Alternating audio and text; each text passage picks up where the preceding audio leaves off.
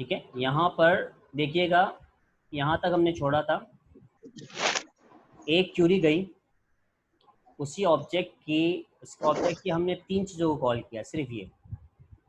ठीक है, ये 3 चीज़ कॉल हुई, डेटाबेस से कनेक्टिविटी हो गई, रिटर्न में डीएस में लाके रिकॉर्ड दे दिया। डीएस को हमें कहाँ इस्तेमाल करना है, डीएस को हमने डेटा सोर्स में दे दिया। ठीक है, ये डेटा सोर्स हो गया, इसका काम अभी खत्म।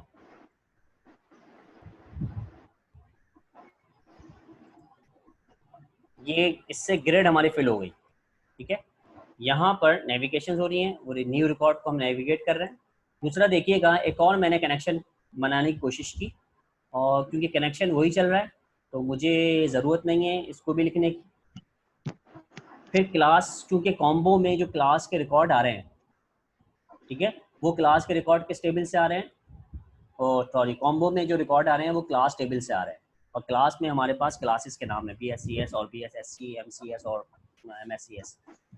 ये रिकॉर्ड मेरे पास SQL में आया। सिर्फ देखिएगा, एक कमांड, ये 2 लाइन से डेटाबेस की कनेक्टिविटी हो गई। ये होता है ऑब्जेक्ट ओरिएंटेड का फ़ायदा। ठीक है, ये 2 लाइन से मुझे कनेक्टिविटी हो गई। वो सारे फीचर्स जो मैंने आपको पहले बताए थे वो सारी यहाँ पर आने के बाद SQL के अंदर क्या हो गए, कमांड आ गई, और फिर डेटा टेबल में वो रिजल्ट लेके आ गया। अब ये देखिएगा, इसमें थोड़ा सा मैंने ये काम किया है कि जैसे ही ये डेटा सेट आ जाए, तो डेटा सेट के अंदर आपको पता है कि बहुत सारे टेबल्स होते हैं, तो मुझे सिर्फ 0 टेबल ही उठाकर इसको देने हैं। जैसे कि हमने अपनी क्लास लैब 3 के अंदर किया था, कि हमने डिसकनेक्टेड और कनेक्टेड स्ट्रक्चर की बात की थी, कि डेटा को रिट्रीव करने के लिए हमें 2 ही ऑप्शन होते हैं, एक कनेक्टेड मोड पर, एक डिसकनेक्टेड आर्किटेक्चर मोड पर। तो यहाँ पर हमने एडेप्टर इस्तेमाल किया हुआ है, और एडेप्टर जो इस्तेमाल होता है वो किसके लिए होता है, डिसकनेक्टेड आर्किटेक्चर, या उसकी आप कह सकते हैं उसकी टेक्निक के हिसाब से, मैकेनिज्म के हिसाब से वो इस्तेमाल किया है। ये कलेक्शन क्लोज होने के बावजूद भी हमारे पास यहाँ पर क्या आ गया है, रिकॉर्ड आ गया है। ये जो चल रहा है ये कॉम्बो की बाइंडिंग है। जो आपने देखा ना, कॉम्बो क्लिक करते ही क्लासेस के ऊपर रिकॉर्ड आ रहे थे, तो उसके अंदर भी हमने क्या किया कि कनेक्शन के अंदर पहला टेबल उठाया, डेटा टेबल उठाया, और डेटा टेबल को मैंने अपने CMD जो मेरा कॉम्बो बॉक्स है उसका डेटा सोर्स से बाइंड करवा दिया। डेटा सोर्स CMD यानी कॉम्बो बॉक्स के अंदर एक स्ट्रक्चर होता है, उसके अंदर पूरा कलेक्शन रिकॉर्ड देना पड़ता है, और कलेक्शन रिकॉर्ड में यह बताना पड़ता है कि आपको कौन से कॉलम की वैल्यू को डिस्प्ले रखना है। तो उसके लिए प्रॉपर्टी होती है डिस्प्ले मेंबर, और उस डिस्प्ले मेंबर के अंदर जो हमें रखना पड़ता है वो इस क्लास टेबल के कॉलम की वैल्यू को रखना पड़ता है। कि मैं चाह रहा हूँ कि इसके अंदर CLS कोड का जो कॉलम है उसकी वैल्यू डिस्प्ले हो। ठीक है, और अगर पीछे जो वैल्यू काम कर रही होगी जो मुझे सेव करवाना है, ठीक है, उसको मैं कहता हूँ CLS ID। ये मैंने क्यों किया, इस वजह से किया कि मेरे पास स्टूडेंट का जब रिकॉर्ड सेव हो रहा होगा, जब मेरे पास स्टूडेंट का रिकॉर्ड सेव हो रहा होगा, तो आप देख रहे हैं यहाँ पर कोड नहीं आ रहा, जो डिस्प्ले वैल्यू है वो नहीं आएगी, बल्कि जो इसकी वैल्यू सिलेक्टेड वैल्यू है, वैल्यू मेंबर है, वो मेंबर जो है इसके पास आ रहा होगा। तो मुझे सिर्फ ID देनी पड़ेगी। ID इसके लिए है ताकि मैं डेटाबेस में सेव करवा सकूं, और डिस्प्ले जो करवा रहा हूँ वो इस वजह से है ताकि मैं वहाँ पर अपने आपकी यूज़र की आसानी के लिए कि उसका नाम डिस्प्ले हो सके। ये बात समझ में आ रही है भाई? ये मेरे ख्याल में अब तो सेमेस्टर का क्लोज चल रहा है, इसमें तो कंफ्यूजन नहीं होनी चाहिए मेरे ख्याल से। तो ये चीज़ ग्रिड मेरी पॉपुलेट हो गई, और इससे मेरा कॉम्बो पॉपुलेट हो गया। ठीक है, ये इतनी बात मेरे ख्याल में हजम हो गई है। अब हम देखते हैं इसके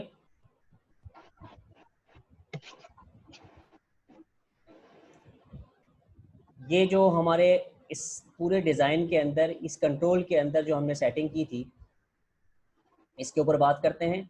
ये हमारा टेक्स्ट बॉक्स कंट्रोल है, ये हमारा लेवल कंट्रोल है, ये हमारे रेडियो बक्स बटन है, और रेडियो बटन के अंदर ये जो है ना, ये देखिए प्रॉपर्टी, ये जो मैंने की है, ये प्रॉपर्टी आपकी क्या कहलाती है भाई? जी, नज़र आया कुछ? पैनल रेडियो कहलाते हैं। बॉक्स। हाँ, शो नहीं हो रही video? Hello, yes sir, show हो रही है। ठीक है, तो ये जो मेरा, जिसको मैंने बाउंड्री में खींचा है, और 2 कंट्रोल मेल और फीमेल के जो रेडियो बटन रखे हैं, ये मैंने किस कंट्रोल में रखे? पैनल में। ये पैनल आप ड्रॉ करते हो और उसके अंदर आप एक जो है पोर्शन बना के दे देते हो, और ताकि यूज़र देखने वाला आसान हो। ये किसी किस्म का डेटा से किसी का ताल्लुक नहीं होता इसका, ये सिर्फ ऐसे ही आपको बताने के लिए, पोर्शन बनाने के लिए, ताकि यूज़र समझ जाए कि यार ये जो मैंने पोर्शन खींचा है, ये पोर्शन के अंदर दो वैल्यू एक साथ जो है ना क्या है, आपस में कनेक्टेड है। ठीक है, जिस तरह से मैंने यहाँ पर पोर्शन खींचा है, ये पोर्शन है सिर्फ, ये पैनल है सिर्फ, जिसके अंदर बताना है कि चारों बटन एक ही मतलब किसी स्पेसिफिक लॉजिक के ऊपर जो क्या कर रहे हैं, ऑपरेशन परफॉर्म कर रहे हैं। ठीक है, तो ये हमारा रेडियो बटन है। रेडियो बटन में जो खास कर आपके पास जो रेडियो बटन है वो यहाँ से आ जाएगा।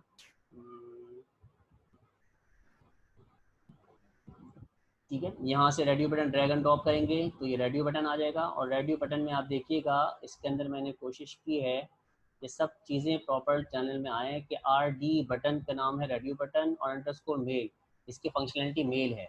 ठीक है, और जो इसकी वैल्यू मुझे मिलेगी, जिस तरह से मैंने सेलेक्ट किया कि ट्रू वैल्यू है या फॉल्स वैल्यू है, उसकी एक प्रॉपर्टी है, इस कंट्रोल की एक प्रॉपर्टी है, कौन सी भाई, इनेबल।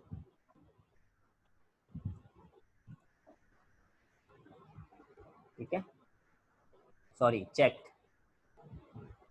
की प्रॉपर्टी है कि भाई ये चेक फॉल्स है या ट्रू है। ये प्रॉपर्टी देखता हूँ मैं, यहाँ पर कोई चेक की प्रॉपर्टी आ रही है, ये चेक।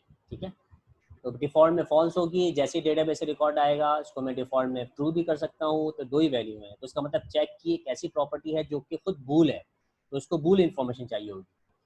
ठीक है, फिर ये आपके चेक बॉक्स हैं, चेक बॉक्स के लिए भी आप आराम से डायरेक्ट ड्रैग एंड ड्रॉप कर सकते हैं। पैनल के लिए ये पैनल है,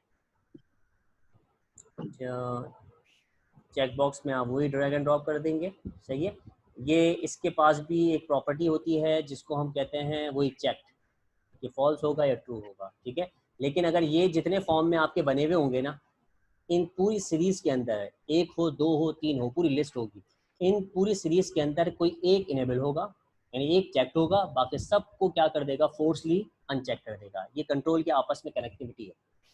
ठीक है, ये हम मैंने खुद नहीं किए, बल्कि ये आपका जो विंडो फॉर्म का जो फीचर्स हैं उस वो खुद ही इसको टैकल करता है। ये जो चेक बॉक्सेस हैं इसकी आपस में डिपेंडेंसी नहीं है, ये बिल्कुल इंडिविजुअल्स हैं। अगर आप इसको ट्रू करते हैं तो ये भी ट्रू हो सकता है, ये भी ट्रू हो सकता है, ये तो मैंने आपको बता दिया। ठीक है, इस दोनों के प्रॉपर्टी के अंदर क्या किया हमने, एक ऐसी प्रॉपर्टी ली है जो चेक वाली है। ठीक है, तो अब इसके अंदर रिकॉर्ड कैसे फिलअप हुआ उसको देखने के लिए हमने यहाँ पर देखिएगा एक नेविगेशन रिकॉर्ड के तौर पर एक फंक्शन बना दिया गया, ताकि जहाँ पर भी मुझे उसको रिकॉर्ड को कॉल करना है एक नेविगेशन फंक्शन कॉल की जाए। और नेविगेशन के लिए देखिएगा, सबसे पहले मैंने इसका पहला रिकॉर्ड उठाया, जैसे ही फॉर्म लोड होगा, फॉर्म लोड होते ही ये फंक्शन कॉल हो जाएगा। ठीक है, जैसे ही फॉर्म लोड होगा, फॉर्म लोड के अंदर ये फंक्शन कॉल हो जाएगा, और हम इंक्रीमेंट के अंदर इसको ज़ीरो सेट कर रहे हैं। इसका मतलब है कि सबसे पहले INC के अंदर ज़ीरो वैल्यू आ रही होगी। तो यहाँ देखिएगा, तो मेरे पास जैसे ही डेटाबेस के अंदर ये DS के अंदर जो मैंने ऊपर DS रिकॉर्ड किए है, वो DS के अंदर जो रॉज पड़े हुए हैं उसमें सबसे पहले ज़ीरो, INC अभी ज़ीरो है, सबसे पहला रिकॉर्ड उठाए और डेटा रॉ को दे दे। और डेटा रॉ मैंने कहाँ डिक्लेयर की हुई, ग्लोबली। ठीक है, डेटा रॉ के पास इसकी पूरी रॉ की इंफॉर्मेशन आ गई, कॉलम के नेम के साथ, कॉलम के इंडेक्स के साथ, ये अपनी वैल्यू उठा सकता है। तो हमने यहाँ क्या किया, data raw dot item array, ये इसके मतलब स्टैंडर्ड्स इसके वैल्यू उठाने के तरीके हैं। ठीक है, data raw item array dot get value, किसकी कॉलम की वैल्यू उठानी है, आपने कहा जो जीरो इंडेक्स पर है, जीरो इंडेक्स पे हमारा क्या है, कॉलम वन। कॉलम वन क्या है, स्टूडेंट की आईडी। तो यहाँ से स्टूडेंट की आईडी उठी जीरो से, ये समझ में आ गया। ये जीरो से मुराद हमारा जो क्यूरी आई है, वो क्यूरी कहाँ से आई है, स्टूडेंट टेबल से आई है। और स्टूडेंट के टेबल में स्टैटिक के मुराद क्या है कि सारे कॉलम उठा लो। और सारे कॉलम, आपको पता है कि डेटाबेस में जितने कॉलम्स हैं उसकी एक ऑर्डर है, वो ऑर्डर हमारे पास, ये पहला ऑर्डर है तो ये ज़ीरो इंडेक्स दे दिया मैंने, ये फर्स्ट है यानी सेकंड नंबर पे है तो फर्स्ट है, तो 0 1 2 3 4 5 6। अगर मुझे डेटा रॉ के ज़रिए से इसकी वैल्यू उठानी है तो मैं कौन सा इंडेक्स दूंगा, 0 1 2 3 4 5 6 6 वाला इंडेक्स दूंगा तो मैथ की वैल्यू दी आएगी कि ट्रू है या फॉल्स है। ठीक है, तो यहाँ पर भी मैंने ऐसे ही किया नेविगेशन वाले फॉर्म पे। इसको देखिएगा, 0 से मैंने आईडी उठाई तो ये उठ गई क्या, स्टूडेंट आईडी। यहाँ से 1 रिकॉर्ड है तो इसका मतलब है ये उठी स्टूडेंट नेम, यहाँ से स्टूडेंट नेम उठा और स्टूडेंट नेम में चला गया।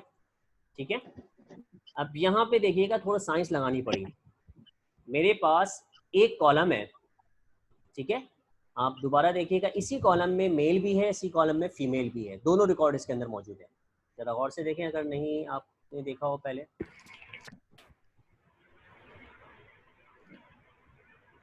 ये देखिएगा, हाँ ये कॉलम नजर आ रहा है आपको, स्टूडेंट जेंडर का। ठीक है, इसके अंदर दोनों रिकॉर्ड मौजूद हैं और 2 ही रिकॉर्ड रहेंगे, तीसरा रिकॉर्ड, चौथा रिकॉर्ड, पांचवा कोई रिकॉर्ड आएगा ही नहीं। जब 2 पॉसिबिलिटीज हैं इसकी, ये हो सकता है, ये हो सकता है, तो मैंने उसके लिए कौन सा कंट्रोल इस्तेमाल किया है, जरा देखिएगा। उसके लिए हमने 2 अलग अलग कंट्रोल इस्तेमाल किए हैं। ये शेयर हो रही है स्क्रीन विजुअल स्टूडियो की, यस सर। मेल और फीमेल। यार ये कोई आ गया बीच में क्या, यार कोई आया तो नहीं है, नोट करते रहो। ठीक है, नहीं है ओके, इसके लिए मैं, ठीक है ठीक है, ये मेल में कॉलम एक है लेकिन 2 अलग अलग की हैं। इसका मतलब है कि जब ये ट्रू होगा तो फिर मैं हार्ड कोड वैल्यू मेल उस कॉलम में सेट कर रहा हूँ। अगर ये ट्रू होगा तो इसका मतलब है फीमेल का कीवर्ड हार्ड कोड में वहाँ पे जाके स्टोर करवाऊंगा। तो इसको मैं डिस्प्ले करने की लॉजिक देखिएगा, मैंने क्या रखा, मैंने किया कि इसके पास जो कॉलम में रिकॉर्ड है, पहला केस अगर मैं लूँ, पहले केस के अंदर अली है तो अली की ये वैल्यू, ये वाली वैल्यू, जेंडर वाली वैल्यू क्या होगी, मेल होगी। ठीक है, जेंडर वैल्यू इसकी मेल होगी। तो मैंने कहा कि जेंडर वैल्यू जब इसके पास, ये इसने उठाया यहाँ से क्योंकि ये कौन से कॉलम पर है, 0 1 2, यानी तीसरे कॉलम में जेंडर का कॉलम है। उस कॉलम के अंदर यहाँ पर मैंने एक वेरिएबल बनाया जेंडर के नाम का, उसमें स्टोर करवा दी। अब इसमें एट अ टाइम या तो मेल आएगा या फीमेल आएगा। ठीक है, अब यहाँ पर जेंडर की वैल्यू उठ गई। अब इसको सेट करना है, सेट के लिए फिर एक कंडीशन लगाई गई कि जेंडर को मैंने फिक्स कर दिया कि भाई ऐसा ना हो स्पेल की कैप्स में और स्मॉल लेटर में मसला आ जाए, तो फिर मैंने इसको भी लोअर कर दिया और यहाँ पर हार्ड कोड भी लोअर कर दिया और कह दिया कि अगर वो इसके अंदर मेल आता है तो रेडियो बटन जो कि मेल वाला बटन है उसको चेक ट्रू कर दो और रेडियो बटन जो फीमेल वाला है उसको फॉल्स कर दो। ठीक हो गया। और अगर ये नहीं आता तो दूसरा ऑप्शन क्या है, फॉल्स, फीमेल वाला, तो फीमेल में हम इसका रिवर्स कर देंगे। सॉरी रिवर्स नहीं हुआ, मेल क्या हो जाएगा, फॉल्स हो जाएगा और फीमेल वाला जो चेक बॉक्स है वो क्या हो जाएगा, ट्रू हो जाएगा। ठीक है, ये मैं यहाँ पर ये काम हो गया है। और दूसरी इसको हमने कहा किया, इसके बाद पे हमारे पास अब आखिरी कंट्रोल बचे हैं इंग्लिश उर्दू मैथ के। ये अलग अलग कॉलम्स हैं, इसके लिए हमें किसी किस्म की इफ देन की ज़रूरत नहीं है।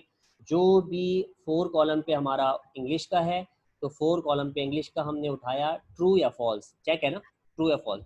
उसको हमने, क्योंकि ये स्ट्रिंग में आएगा, स्ट्रिंग से आने के बाद फिर आपको उसको बूल में कन्वर्ट करवाना पड़ेगा। और इसकी इंडेक्स देखिएगा, इंग्लिश में भी चेक है, चेक इसका या ट्रू आएगा या फॉल्स आएगा। उर्दू में भी चेक है, ट्रू आएगा या फॉल्स आएगा। उर्दू मैथ में भी चेक है, ट्रू आएगा फॉल्स आएगा।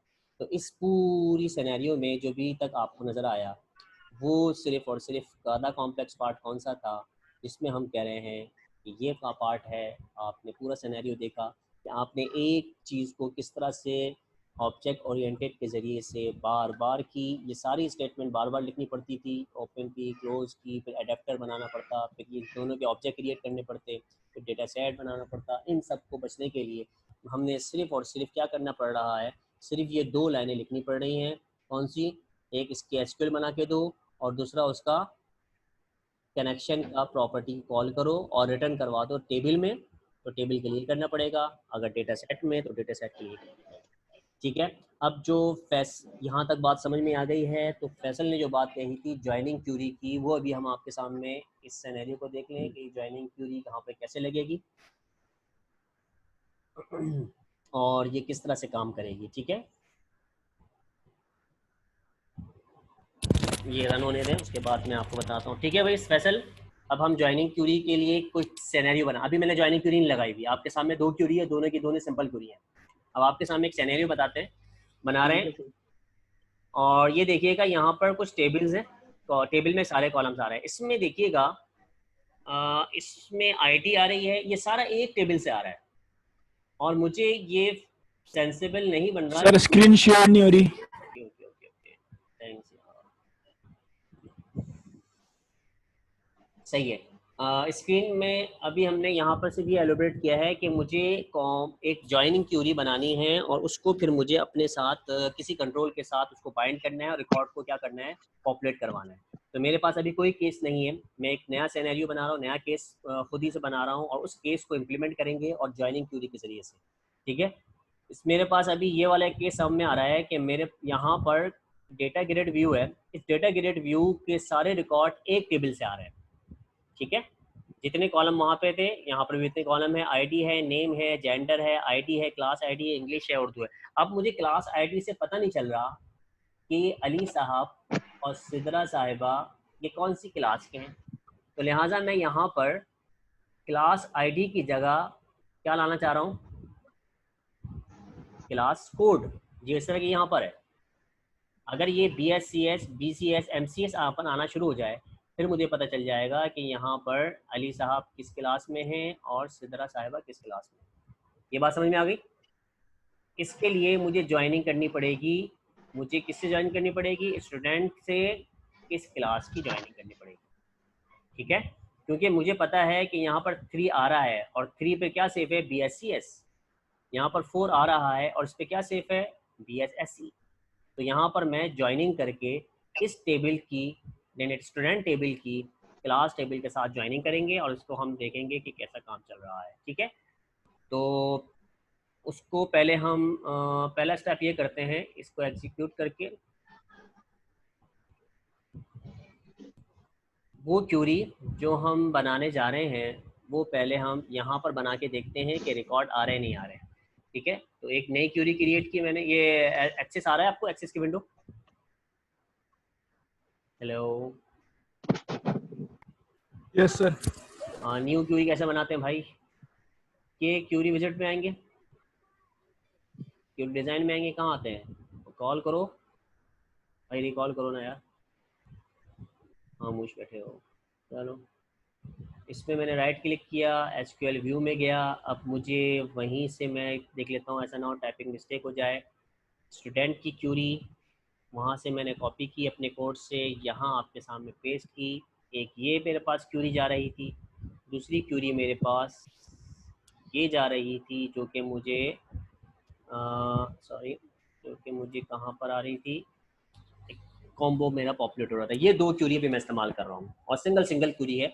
अब इन दोनों को ज्वाइन करने के लिए बहुत सारे तरीके हैं। अभी मैं सिंपल क्या करता हूँ, इसकी क्यूरी बनाता हूँ और यहाँ पर मैं, ये टेबल इतना बड़ा है, इस टेबल को कॉलम मुझे कॉल करने के लिए इसका एक मैंने छोटा निक नेम रख देता हूँ, उसको इलियास कहते हैं, या एज करके भी कर सकते हैं, इलियासिस होते हैं ये।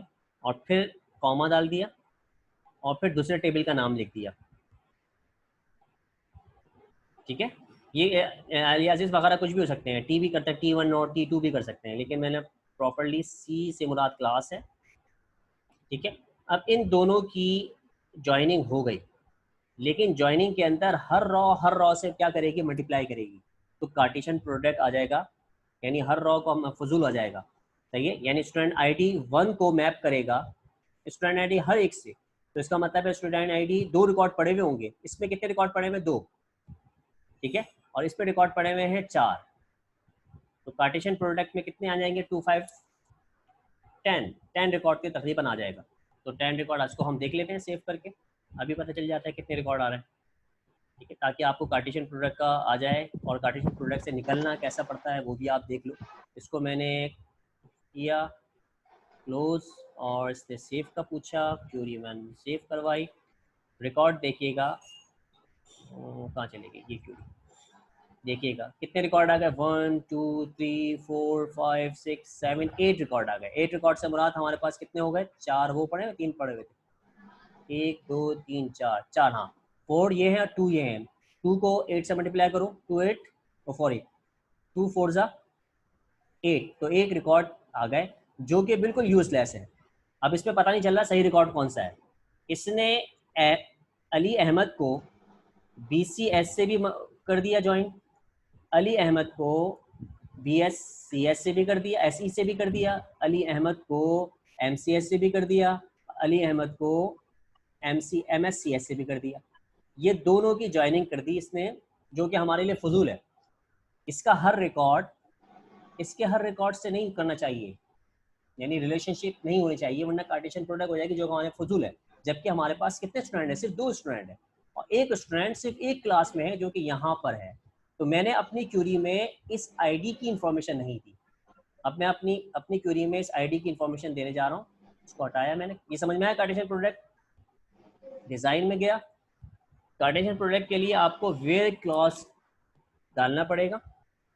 वेयर मैंने कहा कि एस जो मेरे पास स्टूडेंट टेबल है उसमें एक कॉलम है किस नाम से, CLS ID dot CLS underscore ID, ठीक है। वो जब दोनों बराबर हो इसके, यानी ये रिकॉर्ड इस टेबल के इस कॉलम से सही है, CLS ID इस कॉलम से मैप कर जाए तो वही रिकॉर्ड दिखाओ, अदरवाइज सारी कॉम्बिनेशन को क्या कर दो, स्किप कर दो, ठीक है। तो फिर मैंने ये दोनों के दरमियान में ज्वाइनिंग करी, CS.CLS ID और CS.CLS अंडरस्कोर ID, ठीक है। इसकी वजह से 8 के 8 में से 6 तो हो जाएंगे ख़त्म, बाकी 2 वैलिड रिकॉर्ड बच जाएंगे। ये हमारी कहलाएगी कौन सी query, joining query, inner joining query, जिसकी वजह से हम एक टेबल से दूसरे टेबल को ज्वाइन करवाते हैं। और ज्वाइनिंग किस बुनियाद पे करवाते हैं कि आईडी से आईडी मैप करवा देते हैं। अब देखिएगा ये वाली आईडी, इस टेबल में जो आईडी है वो इसकी प्राइमरी की है, लेकिन ये प्राइमरी की जब इस टेबल में चली जाती है तो वो कहलाती है फॉरेन की। इसमें बस इस बात का ख्याल रखना पड़ता है कि फॉरेन की में उसकी आईडी मौजूद हो। अगर आपने इस टेबल के अंदर ID 8 डाल दिया और ID 8 जबकि यहाँ पर है ही नहीं, तो ये क्लैश करेगा, कहेगा भाई ID 8 पे मुझे कोई क्लास ही नहीं मिल रही, तो ये क्यूरी क्या करेगी, नहीं चलेगी, एरर दे देगी। आपने कहा कि वही आईडी होनी चाहिए जो मेरे पास क्या है, वैलिड है, ठीक है। 3 आईडी हमने रखी थी। ओके, ये समझ में आ गया। अब इस क्यूरी को चला के देखते हैं कि ये कितनी इसको समझ में आ रही है और कितने कॉलम, मतलब कॉलम भी बढ़ जाएंगे इन सब की। ये पहले स्टैटिक का मतलब है कि इसके सारे कॉलम को रिप्रेजेंट करवाए, यानी इसको शो करवाए, उसके बाद फिर इसके सारे कॉलम को शो करवाए। तो कुल कितने कॉलम हो जाएंगे, 1 2 3 4 5 6 7 इसके कॉलम आएंगे, फिर 8 9 10 11 कॉलम आ जाएंगे, 7 और 4 11। इसको सेव करवाते हैं। क्या हो गया,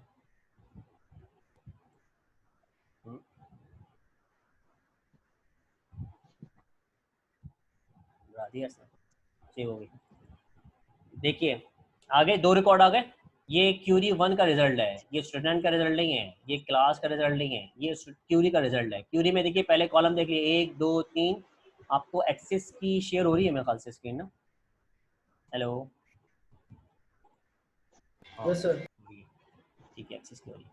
1 2 3 4 5 6 7 8 9 10 11, देखिए 11 कॉलम इसके पास आ गए रिप्रेजेंट, शो हो रहे हैं। इसका मतलब है कि ये ये दोनों शो नहीं हो कॉलम, रहा जी सर। हाँ, ये दोनों टेबल के सारे कॉलम को इसने कॉन्कैटिनेट करवा के जोड़ा दिया और फिर सबको शो करवा दिया, ठीक है। और अब इसमें देखिएगा, खुद देखिए आप, यहाँ पर सारे कॉलम आ रहे हैं। एक कॉलम ये स्टूडेंट के लिए ये फजूल है, अभी हमारे क्यूरी में ये भी रखें, चलो ये रख लेते हैं, तो लेकिन ये 2 मरतबा आ रहा है, ठीक हो गया। ये स्टूडेंट के टेबल में भी पड़ा हुआ था, तो S.CLS ID के जरिए से आ रहा है, और ये पड़ा हुआ था S.CLS यानी क्लास में पड़ा हुआ था, तो ये दोनों डुप्लीकेट हो रहे हैं। तो कम से कम मैं इसको तो क्या कर दूं, इग्नोर कर दूं। तो मुझे अपनी जो सिलेक्ट के बाद जो स्टैटिक फ्रॉम से पहले और सिलेक्ट के बाद जो स्टैटिक कमांड आती है उसके अंदर सारे कॉलम के मुझे नाम रखने पड़ेंगे, ठीक है। मैं दोबारा क्यूरी को क्या करता हूँ, अपडेट करता हूँ, डिज़ाइन में आने के बाद और इसके कॉलम की डिज़ाइन के अंदर हर कॉलम को उठाता हूँ और कहता हूँ ये भाई ये स्टूडेंट आईडी है। अब ये कॉलम की प्रोजेक्शन पे रख रहा हूँ मैं, और प्रोजेक्शन पे रखने के लिए मैंने पहला कॉलम डाला एस डॉट स्टूडेंट आईडी, फिर कॉमा दिया, उसके बाद फिर मुझे नेम रखना है, ठीक है, एस डॉट नेम, सही है, फिर कॉमा दिया मैंने। इसी तरह से फिर मैंने जेंडर का लिया और वो भी एस टेबल में पड़ा हुआ है, ठीक है, देखिए एस खुद लगा दिया इसमें, एस करके, ए एस करके। ये कुछ कोड नज़र आ रहा है, छोटा है बड़ा है, स्मॉल तो नहीं ज़्यादा? नहीं सर, सही है। ठीक है, मैंने जेंडर की, जेंडर भी हमारे किस टेबल में पड़ा हुआ है, एस टेबल में पड़ा हुआ है, एलियासिस यूज़ किए मैंने, शॉर्ट कीवर्ड। और उसके बाद फिर और कॉलम देखे तो आईडी है। अब मैं चाह रहा हूँ कि इसके साथ इसकी आईडी उठा लूँ, ठीक है, इसकी आईडी उठ जाएगी, एस डॉट इसकी आईडी, फिर कॉमा दिया, कॉमा सेपरेटर है किसी कॉलम के दरमियान में। इंग्लिश का क्यू मुझे पेपर उठाना है, वो भी स्टूडेंट में पड़ा हुआ है, एस डॉट इंग्लिश। फिर इसके बाद उर्दू, उर्दू को भी मैंने क्या किया, एस डॉट करके उर्दू, फिर कॉमा आया, और इसके बाद फिर मैंने मैथ, मैथ भी स्टूडेंट टेबल में पड़ा हुआ है। अब मुझे स्टूडेंट टेबल के इन रिकॉर्ड के साथ जो मेरी ग्रेड में आ रहा था, सिर्फ और सिर्फ अब स्टूडेंट का, क्लास का कितने कॉलम चाहिए ये तो मेरे पास आ गया। अब सिर्फ मुझे ये चाहिए, इसको मैंने कॉपी किया और अपनी क्यूरी में सी, क्योंकि क्लास के अंदर है, सी डॉट उस क्लास का कोड लिख दिया, ठीक है, ये मेरे पास हो गया। तो फिर मैंने क्या किया, इसको सेव किया, इसको एक सेकेंड कॉपी कर लो अगर कोई मसला होता है। इसको सेव किया और सेव करने के बाद फिर मैंने क्यूरी को चलाया, तो टेबल अनदर क्या कहता है पता नहीं, इसको रिवर्स करो, ये कहता है इसको बंद करें, ठीक है बंद कर दिया। अब देखिएगा वही क्यूरी 11 कॉलम की जगह कितने कॉलम को लेके आ रही है, एक आईडी लेके आ रही है और फिर क्लास कोड लेके आ रही है। अब मेरे पास अगर मैं इसको डेटा सेट को दे दूँ तो मेरे पास ग्रिड व्यू जो है वो इसी तरह से रिप्रेजेंट होगी, कोड के साथ कोड आएगा, आईडी के साथ आईडी आएगा, ठीक है। इससे मुझे ये फ़ायदा होगा कि मैं जो है क्लास आईडी के बाद क्लास कोड देखो कितनी दूर जा रहा है, जिस तरह से क्लास कोड यहाँ पे दूर जा रहा है, तो मैं इसको अगर बाइंड करवाता हूँ, ठीक है, इसको मैं चेक करता हूँ तो क्लास कोड मेरा यहीं पे दूर जाएगा। इसको भी देख लीजिए, ये सिर्फ छोटी छोटी टेक्निक होती है, सर में दर्द कर देती है, इसी वजह से मैं थोड़ा डिटेल में आपको बता रहा हूँ। अब मैंने कुछ यहाँ पे कुछ भी चेंज नहीं किया, एज इट इज़ जाके मैंने रन कर दिया। Okay okay okay okay, wait wait wait wait, अभी डेटा में क्यूरी मेरी ज्वाइनिंग क्यूरी नहीं दिली हुई, मैं स्टॉप कर रहा हूँ। मुझे तो डेटाबेस को ये वाली क्यूरी देनी है, ठीक है, जो मैंने ज्वाइनिंग क्यूरी बनाई है। तो ज्वाइनिंग क्यूरी को मैंने कॉपी किया,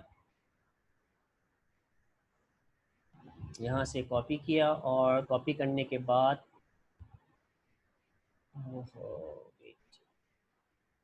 अपनी इसके अंदर जो मुझे स्टूडेंट की ग्रेड को कॉपी कर रहा था इसको कमेंट किया, और कमेंट करने के बाद मैंने यहाँ पर इस क्यूरी को पेस्ट किया, और इस क्यूरी को पेस्ट करने के लिए फिर मुझे एक सिंगल लाइन करनी पड़ेगी,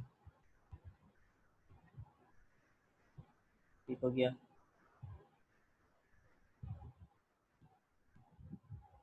ये मैंने, ये स्क्रीन शेयर है विजुअल स्टूडियो की, मुझे बताते रहना, मेरी तवज्जो थोड़ी सी आप है। एसक्यूएल विजुअल स्टूडियो की स्क्रीन शेयर है आपको? Hello, sir yes sir. Okay okay ठीक है। अभी देखिएगा वही क्यूरी मैंने यहाँ पर वन सिंगल लाइन के अंदर उसको रखी है, और मुझे नहीं लगता कि कोई गड़बड़ है, और अगर मसला हो तो ये कुछ ज़्यादा ब्रैकेट लगाई हुई है, लेकिन कोई इशू नहीं है ज़्यादा ब्रैकेट का भी। मैंने सिर्फ ये क्यूरी जो वहाँ पर रन हो रही थी उस क्यूरी को इस एसक्यूएल में दिया। अब ये क्यूरी ज्वाइनिंग क्यूरी एसक्यूएल में जाएगी और पूरे डेटाबेस से कनेक्ट करके डेटा लाकर अपने डेटा ग्रेड व्यू 2 को दे देगी।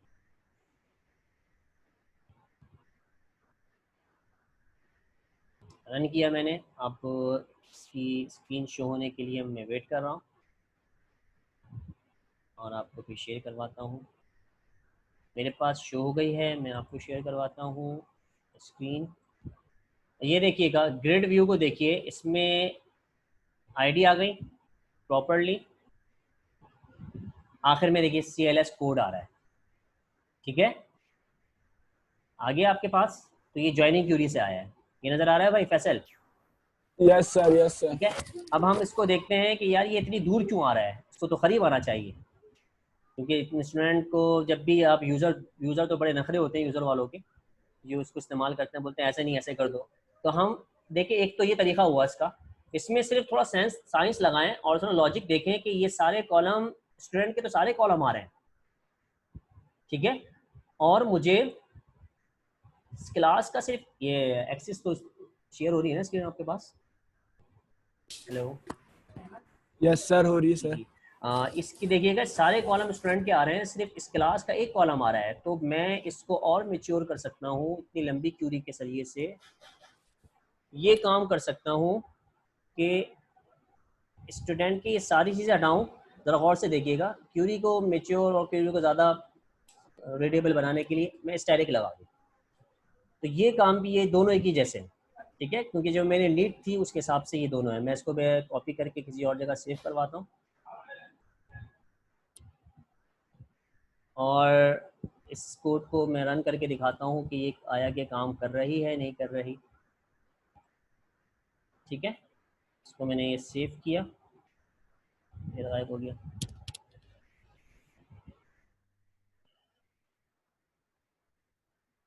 क्या हुआ?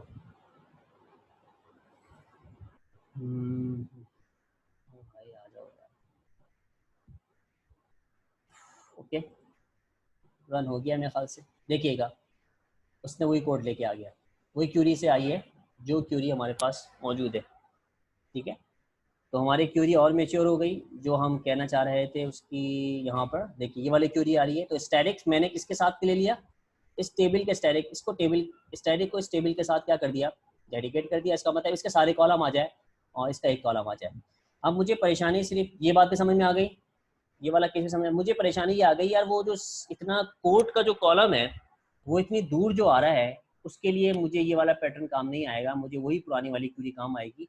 उसमें मैं क्या करूँगा, ये वाला कॉलम उठाकर यहाँ पर रख दूँगा, बस इतना सा काम करना है। ये कॉलम जब यहाँ पर आ गया और यहाँ पर फिर हमने इसको सेव किया, इसको रन किया, तो देखिएगा क्लास आईडी के साथ क्लास कोड भी आ रहा है, फिर सारी स्मूथली काम कर रहा है। तो ये जो मेरा जो रिकॉर्ड आ रहा है, ये मेरा एक क्यूरी से आ रहा है जिसको हम ज्वाइनिंग क्यूरी के ज़रिए से क्रिएट कर रहे हैं, और ये एक तरह से हमारे पास कॉन्सेप्चुअली टेबल कहलाता है। और ये कॉन्सेप्चुअली टेबल जाकर हमारी इसके ऊपर क्या करता है, जो मैं आपको थर्ड क्लास या सेकंड क्लास में समझाया कर रहा था उस वक्त करता था, तो अब मेरे ख्याल में आपको ज़्यादा क्लियर ये चीज़ समझ में आ रही होगी कि किस तरह से ज्वाइनिंग क्यूरी काम कर रही है। अब मैं वहाँ से वो क्यूरी उठाता हूँ और यहाँ पर ये क्यूरी उठाता हूँ, खैर वहाँ पे तो आई भी है वो क्यूरी, उसको सिर्फ कॉम्बो की एडजस्टमेंट कर देता हूँ। कॉम्बो की एडजस्टमेंट का मतलब ये है कि इस कोड को उठाया मैंने और इसको इसके साथ लगाया,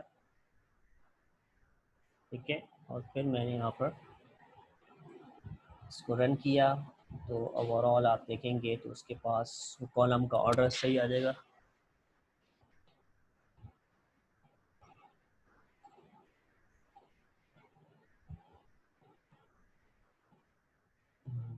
अभी नहीं आया।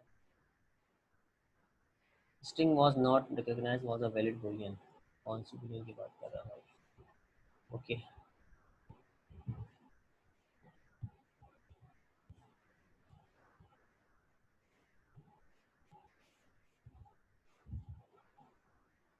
ओके, देखिएगा जरा, इसमें एक और एरर आया है इसके पास। देखिए आपके पास एरर आया था आपको नजर? हेलो? No sir. नहीं आया था?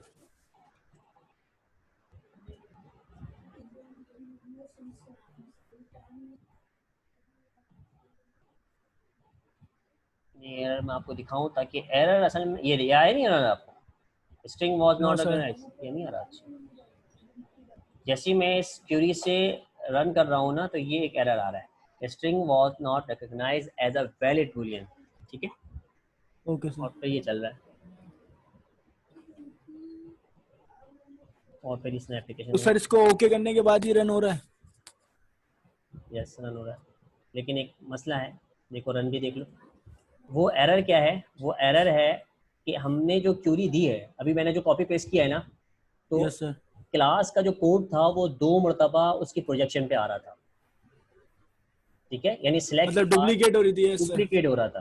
तो देखिएगा ये यस सर। यहाँ पर डुप्लीकेट है, यहाँ पर भी मौजूद है और पीछे भी मौजूद हो गया। तो यहाँ पर एक का नाम उसने चेंज कर दिया, तो नाम के अंदर उसको क्या है, एम्बिशियस किसको कहते हैं, रिकॉर्ड के नाम कॉन्फ्लिक्ट करते हैं, क्योंकि आपको पता है हर कॉलम एक अलग यूनिक होना चाहिए, अलग नाम यस। होना चाहिए। जब उसने ये किया तो अपनी तरफ से उसने जो है ना एक्सप्रेशन नाम रख दिया सर 104 उसका। दे दिया, उसको हम रिजॉल्व कर लेंगे, परेशान होने की बात नहीं है, सारे कोड आपके पास देखिएगा। तो सर ये जो आपने अलग टेबल बना के कोर्स आउटलाइन बनाई है, तो सर इसका हम एक ही साथ टेबल में नहीं कर सकते? ओके अच्छी बात है, एक सेकेंड बताता हूँ मैं आपको। ये हो गया। अच्छा अब आप क्या कह रहे हैं, आप कह रहे हैं कि मैं इधर आ जाऊँ और इसमें कहूँ कि मैंने ये 2 टेबल क्यों बनाए। यस सर, एक ही टेबल में हम तो कर सकते हैं ना, इसलिए वो फॉर्म स्टूडेंट का रिकॉर्ड है। ठीक हो गया। अगर मैं एक टेबल में इसको लोड कर दूंगा, ठीक है, तो जिस यस। तरह से यहाँ पर आ जाएगा, ठीक है, अगर मैं इसको एक टेबल में रिकॉर्ड कर दूं, या गौर से सुनिएगा, यस और सर। मैं यहाँ पर एक, इसका मतलब ये है कि एक कॉलम की वजह से मैं एक टेबल बना रहा हूँ क्लास का, ये स्क्रीन शेयर है यस आपको, सर। यस सर, यही हो रहा है, मैं सीधे से यही हो बोल रहा रहा है हूँ ना, सर इसकी आपको। वजह से। अब यस। मैं कहूँ कि ये जो है इस क्लास में जो पढ़ाने वाले हैं, याद रखिएगा, जो यहाँ पर पढ़ाने, जो टीचर पढ़ाने वाले हैं उसका भी कॉलम ऐड करवा दूँ। जरा गौर से देखें सिनेरियो, तो फिर मुझे क्या करना पड़ेगा, इधर 2 कॉलम ऐड करने पड़ेंगे, ठीक हो गया, एक क्लास और उसका टीचर, फिर क्लास उसका टीचर, फिर क्लास उसका टीचर, ऐसी है, ये हजम नहीं हुई मेरे ख्याल से बात। ओके और सिंपल समझाता हूँ, मैं कह रहा हूँ कि इसको अगर मैं यहाँ पे रख देता हूँ, बिलफर्स इसको मैंने यहाँ रख दिया, और 3 की जगह आया BScs, इसकी जगह आया सर है कोर्स BS, आईडी के साथ टीचर का नाम कह रहे हैं ना सर आप? तो छोड़े मैं और सिंपल समझा देता हूँ। देखिएगा BScs हो गया, और इसके अलावा बहुत सारी चीज़ें, आपने सारे कॉलम्स आ गए, ठीक है। पहली बात तो ये कि मैं ये जो BScs जितनी भी क्लासेस हैं उस क्लास के लिए मैं एक क्यूरी चला रहा हूँ, कॉम्बो को पॉपुलेट करवा रहा हूँ, ठीक है, ये आ रहा है नजर, उस टेबल के यस जरिए, सर। क्योंकि उस टेबल में BScs एक ही मरतबा है, MCS भी एक ही दफ़ा है, ठीक है, BSSC भी एक दफ़ा है, इस टेबल की बात कर रहा हूँ, आपने खुद देखा 4 रिकॉर्ड पड़े हुए थे, ठीक हो गया। Yes sir. तो ये सारी एक यस। मरतबा है, तो ये कॉम्बो जब पॉपुलेट होगा तो हर वैल्यू एक एक दफ़ा आएगी, ठीक है। और अगर मैंने यही काम किसमें कर दिया, इसको मैं इसके अंदर ले गया, यानी स्टूडेंट क्लास में ले गया, दोबारा दिखाऊँ आपको स्टूडेंट क्लास का, इसको मैं स्टूडेंट क्लास में ले गया, तो जब स्टूडेंट क्लास में ले जाऊंगा तो अगर यहाँ पर BScs लिखा हुआ है, ठीक है, दूसरा स्टूडेंट आया BScs 2, तीसरा स्टूडेंट आया BScs, वो तीसरा रिकॉर्ड भी आ गया, तो कॉम्बो के अंदर BScs 4 वैल्यू आ जाएंगी, ठीक है। तो जब भी यस सर। मेरे पास कुछ मास्टर रिकॉर्ड्स होते हैं, मास्टर रिकॉर्ड